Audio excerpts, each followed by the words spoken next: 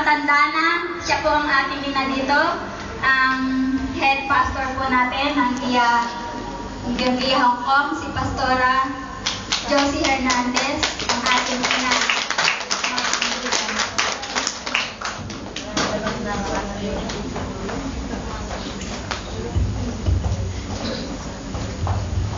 Amen. Magandang umaga po sa inyo lahat. Batiin nyo nga po yung mga katabi nyong mothers. Sino po ba mga nanay dito? Happy Mother's Day po. Ayan, palakpakan mga po natin ang ating mga dakilang ina. Nandito ngayong umaga dito. Praise God. Magpasalamat tayo sa Panginoon dahil binigyan tayo ng mga nanay. Kasi kung walang nanay, wala tayo sa mundo. At kahit ano man ang mga iniisip natin pagkukulang nila, pagkukumpara sa iba, naranasan ko yan nung may bata pa. Puti pa sila. May ganon, kami wala. Pero nung tumanda na ako at nako na mahal ko, salamat sa mga ina na nagkaruga sa atin, di ba? Pero hindi yun ang topic ko ngayon. The high impact life. Kung pag-uusapan natin ang ibig sabihin ng impact, it means our influence to other people. Siguro iniisip natin minsan, bakit maraming Kristiyano nagsimula with all their enthusiasm, di ba? Nandun lahat ng init, ng sipag, lahat ng panahon, rain or shine, nandun sila. Pero nung tataka tayo, after many years, biglang nag-give up na lang sila, nawala na. Siguro yung ilan sa inyo, may nagdala sa inyo sa church nito. O mayroong nag-akay sa inyo, papalapit sa Panginoon. And whenever we think of those people, ano nararamdaman natin pag wala na sila ngayon? Nalulungkot tayo, nanghihinayang tayo, di ba? May isang araw, naisip ko yung mga taong kasabayan ko noon. Kasi nung nag-post tayo ng anniversary natin dito, may mga naglabasang nagsisipag-comment. Nung ako'y 16 years old pa, na nasa DA Hall pa ang church ng galing sa Nagkabanatuan, wala pa tayong sariling building. Marami ako mga kasabay nung naglilingkod sa Panginoon. Karamihan sa kanila ay kay Lord pa rin ngayon. Pero yung iba, hindi ko na nakikita, hindi ko na alam kung nasan sila. Nalulungkot ako. Niisip ko, bakit kaya may mga Kristyano nagsisimula ng maapoy na maapoy, mainit na mainit, masipag na masipag, pero bakit sila nawawala? Napakalaga na lagi tayong merong high impact life. Sabihin niya po natin, impact. Impact. Sabihin ulit natin, impact. Impact. Paano pagkakaunawa nyo dyan? Di ba may mga audience impact? Ano dating mo sa mga tao sa paligid mo? Ano arrive mo sa mga pamilya mo? Di ba? Sa mga kasambahay mo? Sa kapitbahay mo? Sa mga kaibigan mo? Sa mga kasama mong namamalengke? Sa mga kasama mo naghahatid ng bata? Ano impact mo sa kanila? Napakahalaga niyan bilang mga anak ng Diyos. Bakit? Nilikha tayo ni Lord. Sinasabi sa Matthew, we are the salt and the light of this world. Diba? At ngayon pag-uusapan natin, in the Sermon in the Mount. Pinasama ko. Sermon in the Mount. The great sermon ever told. Ano yun? In Matthew chapter 5, pinakita doon yung sermon ng Panginoong Jesus. Sabi ng iba, ito na yung pinakamagandang sermon narinig ko kasi kumpleto. Pag sinimulan mo yung Matthew chapter 5, dire-diretso, makikita natin dyan yung mga general teachings ng Panginoong Jesus. It is the Lord Jesus Christ Himself. Pinakita sa atin ano yung life na ito. Yung high impact life na dapat meron tayo. At ito, kung titingnan natin, it is our secret life with God. Nakabatay dun sa ating secret life with God. Ano yung secret life with God? Yung kahit walang nakatingin, sino tayo? Kung walang nakakakita sa'yo, sino ka talaga? Ang mga artista sa pelikula o sa showbiz, magaling umarte, di ba? Makikita mo silang masaya, magandang-maganda. Pero tanungin mo, ang likod ng kanilang mga buhay, hindi naman lahat ay gano'n, may mga nakakilala sa Panginoon. Pero alam niyo bang most of the celebrities na sikat ay miserable? Paano namatay si Michael Jackson? Paano namatay si Whitney Houston? Patay na ba si Michael Jackson? Hindi, si Whitney Houston na sinasabi ko. Namatay na rin ba? Paano sila namatay? Bakit sila nag-drugs? Alam nyo, they're healing alone. But you are not alone. Yes. Amen. Amen? Because God is in you. Amen. Kumalang pagkalatang nasa inyo, Panginoon. Hallelujah. Hindi ka nag-isa. Sila kaya sinabi yung buhay nila, they don't experience the high impact life that God has given to us. At buksan natin, Matthew chapter 5. So tanong muna, what kind of person leads a high impact life? Anong klaseng tao? Anong klaseng pagkatao dapat meron tayo para magkaroon tayo nitong buhay na ito? Ano yung mga taong namamatay nang wala lang pakialam mga makakapitbahay? Hindi wala kang mapaglibing ang lupa kasi walang ibig mag-abuloy. In the book of Kings, meron isang hari doon na namatay for no one sorrows departed. Walang man lang nalungkot nung namatay siya, nakakalungkot yun.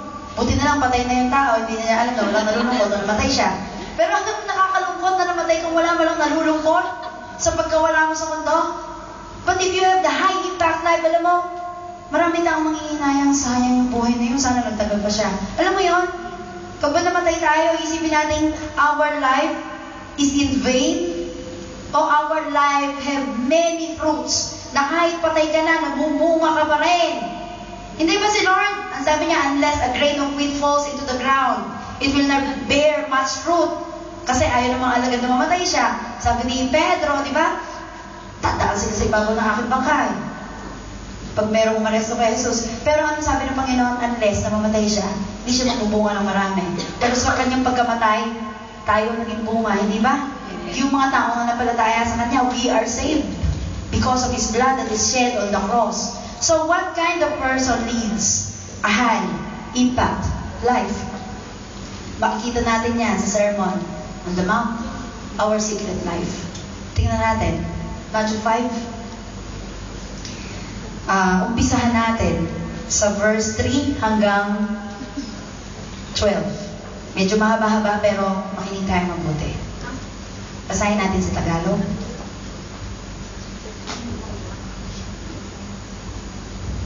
Ang mapalad. Mapalad ang mga aba na wala nang inaasahan kundi ang Diyos, sapagkat makakasama sila sa Kanyang kaharian. Mapalad ang mga nahahapis, sapagkat aalipin sila ng Diyos. Mapalad ang mga mapagpakumbaba, sapagkat tatanguhin nila ang ipinangako ng Diyos.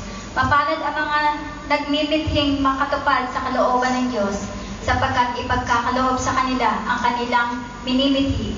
Mapalad ang mga mahabagin, sapagkat kahabagan sila ng Diyos. Mapalad ang mga may malinis na puso, sapagkat makikita nila ang Diyos. Mapalad ang mga gumagawa ng daan sa ipagkakasundo, sapagkat sila'y ituturing ng Diyos na mga anak niya. Mapalad ang mga pinag-uusig dahil sa kanilang pagsunod sa kalooban ng Diyos, sapagkat makakasama sila sa Kanyang kaharian. Mapalad kayo kapag dahil sa akin inaalimura kayo ng mga tao, pinag-uusig at pinagwiwikaan ng lahat ng uri ng kasamaan na pawang kasinungalingan. Magdiwang kayo at magalak, sapagkat malaki ang inyong gantimpala sa langit. Gayon din ang ginawa ng mga tao sa mga propetang nauna sa inyo. Ayan, maraming salamat po. Nakita natin. Tanungin mo yung katabi mo, mapalad ka ba? Binasa natin dito ang mapapalad, hindi mo ang malalapan. Ang mapapalad. Those who are blessed o blessed by God. Pag-ihiwa-hiwalay natin to, pag-uutay-utay natin. Sabi nga natin, Meli. Una, the 4 essentials of a high impact life. Ang sabi sa verse 3, blessed are those who are poor in spirit. Ang sabi sa Tagalog, mga aba. Hindi mga taba, mga aba. Poor in spirit but not destitute. Hindi sinasabi nito yung walang pera. Hindi ito yung mga walang makain na namamalimos sa kalsada. Poor in spirit, aba. Itinuturing ng mundo na kawawa tayong mga Kristiyano. Iniisip ng mundo na kawawa ka nung ikaw ay napunta sa Panginoon. Bakit? Siguro yung iba sa inyo dating namumuhay na high class, di ba? nasa alta sosyedad, may alta presyon. Pero ngayon na kay Lord ka lang na iba na yung lifestyle mo, di ba? Iniisip ng ibang you are poor. Pero ano bang sabi ni Lord, mapalad ka? Sabihin mo sa katabi mo, mapalad ka. Nung natagpuan tayo ng Panginoon, tayo na pinagpala sa lahat. Sabihin mo ulit, pinagpala ka sa babaeng lahat. Babaeng lahat. Si Mary yun, pero lahat naman talaga tayo, kung nakilala natin Panginoon, tinanggap natin si Lord sa ating mga puso, we are blessed. We are poor in spirit, but we are not destitute. At yung pangalawa, blessed are those who mourn. Those who mourn, but not living in despair. Maraming taong ayaw na umiiyak. Ayaw nalulungkot.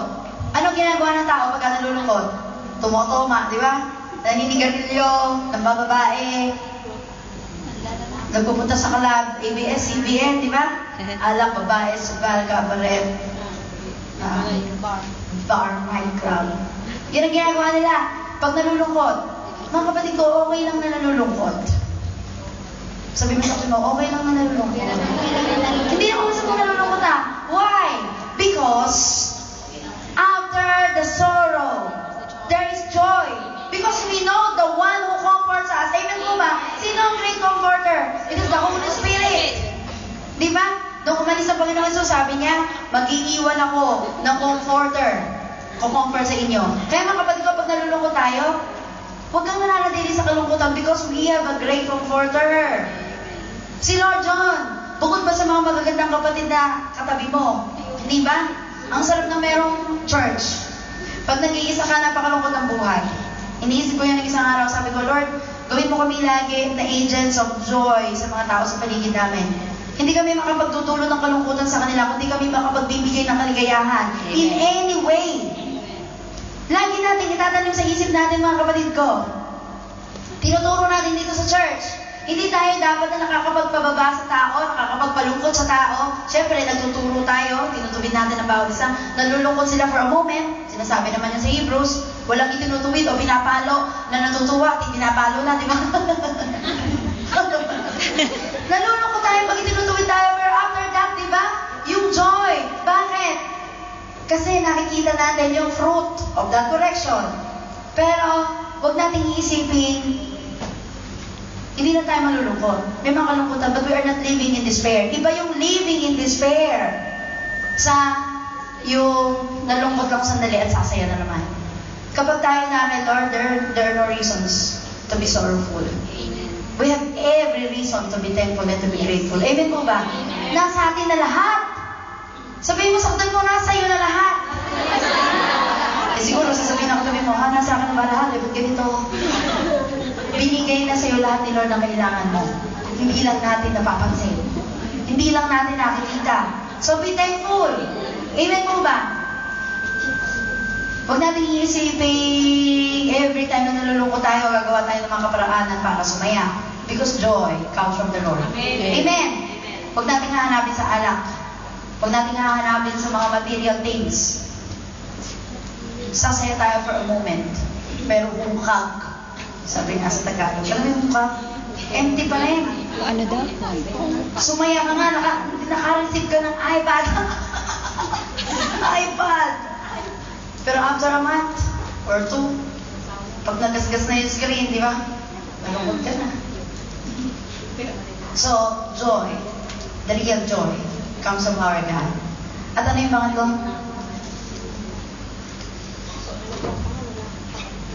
Meek. Mapagpakumbaba. The number 3 essential for a high impact life. We are meek but not deadbeat. Ano yung sabihin? Mapagpakumbaba tayo pero hindi tayo parang mga doormat na tinatapak-tapakan dyan sa pinto. Alam mo yun? Yung mga tao, sige, apihin mo ako. Alam mo si Mara Clara? Nauso yan nung nasa beach tayo, ano? Sino ba ang kontrabida doon? Si Clara. Laging naapi si Mara. Oo. Alam mo yun? Hindi ngunit sinabing make ay api-apihan. Ibig sabihin niya ay mapagpakumbaba. Sabi sa Matthew 20, verse 26, if you want to be great in God's kingdom, learn to be the servant of all. If you want to be called the greatest, gusto ba maging pinakadakila? maging servant ka ng lahat. Baligtad kay Lord. Iniisip ng mundo na ang pinakadakila ay yung, di ba, namumuno. Pero alam mo kung sino pinakadakila sa harapan ng Panginoon? Those who serve with all their hearts. Hindi dahil inuutusan lang siya, hindi dahil gusto niya magpakitang gila sa kanyang mga head, kundi dahil naglilingkod siya dahil mahal niya si Lord. Those are the greatest in God's sight. Tanong mo sa katabi mo, do you want to be great? Gusto mo bang matawang dakila sa kaharian ng Diyos? Serve. Ano sagot? Of course, sabi mo sa kanya, serve. Serve. Kahit anong klaseng service. Blessed are the meek.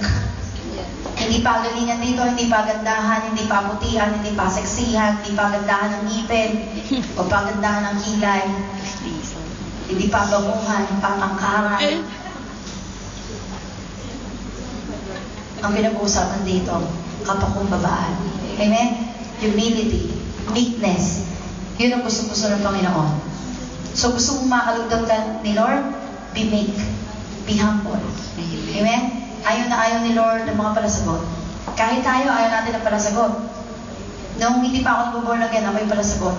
Hindi man ako sumasagot sa tatay ko, pero ang looban ko sagot ng sagot. The same.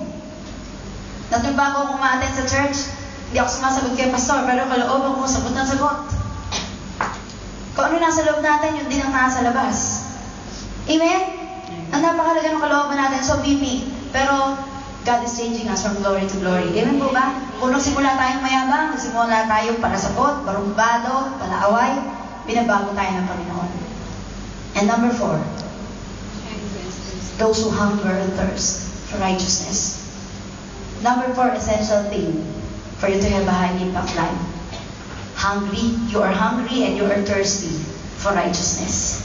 May bagong tindahan na noong God's life. Pay the cheers. Sabi ko parang mas maganda yata, obey your thirst. Pero dito, pinag-uusapan dito sa Matthew, chapter 5, verse 6. Those who hunger and thirst, nagugutom at nauuhaw saan? Sa katuwiran. Maraming taong naglulubid ng kasamaan.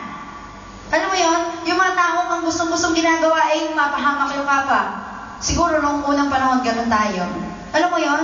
Halimbawa, nakagawa ka ng boyfriend. Ano gagawin mo? Nung wala ka pa kay Lord.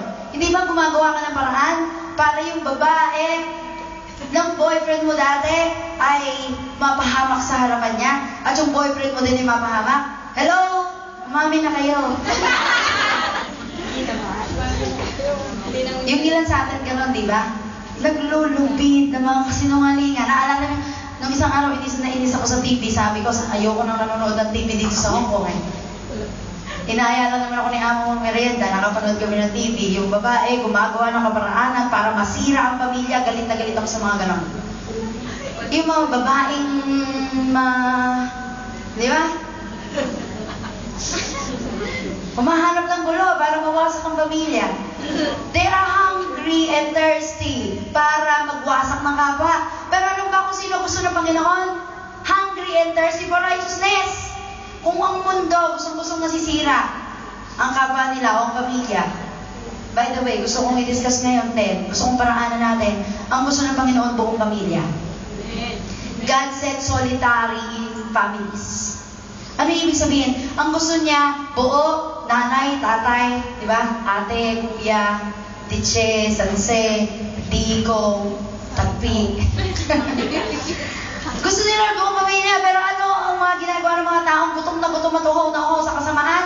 Nang wawasak, naninira, tapos sila pa magaling. Di ba? Dumating ang kabit sa pintuan. Sabi niya doon sa totoong asawa, lumayas ka dito. Bakit? Ako ang kabit ng asawa mo. Napanood niyo ba? Biyernes ng gabi. Hinatak-hatak na, naghatak sila. Nalaglag sa hagdanan. Ngayon, kung yung, ano sasabihin nyo, kabit? Yung asawa mo, tinulong ako sa hagdanan, di ba? Sino makukulong? Yung totoong asawa. Alam mo yun? Nagpaawa ka. Kapag ka-affected ka sa mga gano'n, huwag ka na nanonood. Atakihin ka sa puso. Pero mas the point, ba't ko sinasabi yung mga gano'n palabas nangyayari sa totoong buhay? Buisit na buisit tayo. Ba't ganun, Lord? It's so unfair. But God sees them. Alam ni Lord ang kanyang ginagawa. Kung ikaw man ngayon ay dumadaan sa mga kapihan o tinatapak-tapakan ka, still, be hungry and thirsty for righteousness because you will be filled by God's righteousness. Amen? Huwag kang gagante. Sabi mo sa kapatid mo, huwag kang gagante. Ang kabuntuman natin at ang kauhawan natin ay ang kaluwalhatian, ang katuwiran ng Panginoon. Mga kapatid ko, you are filled. Amen? Sabi mo sa kapatid mo, you are filled. Palakpakan niya po natin ang Panginoon. Siya ang nagpupulong sa atin. Huwag mong isipin kulang ka. Huwag mong isipin kulang ka. You are filled by God. Philippians 4:19. Amen. And my God shall supply all your needs according to His glorious riches. Mga kapatid ko, hindi lang pera pinag-uusapan dito. All your needs. Sabihin nga natin, all my needs. All my needs. Ano mga needs nyo? Ang dami, nagsasaling bayan, di ba? Yung tindahan ng DSC, biglang lumitaw sa'yo. All my needs. All your needs. Ang sabi doon sa Philippians 4:19.